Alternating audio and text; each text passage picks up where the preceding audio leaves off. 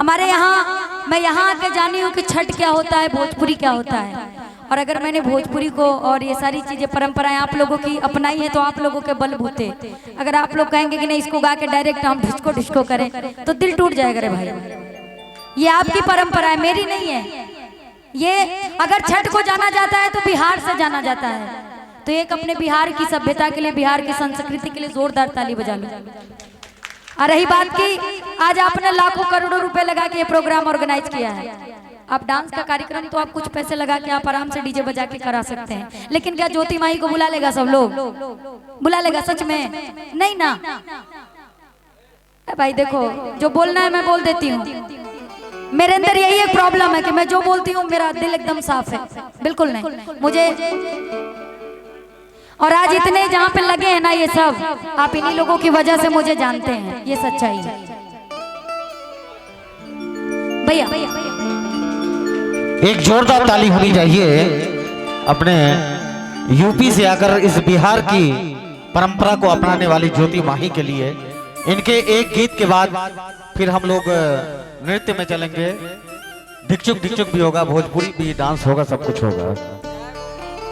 छठी माई के घाटवा पे आजन बाजन और बाजा बजावाई बहो। क्षमा चाहूंगा,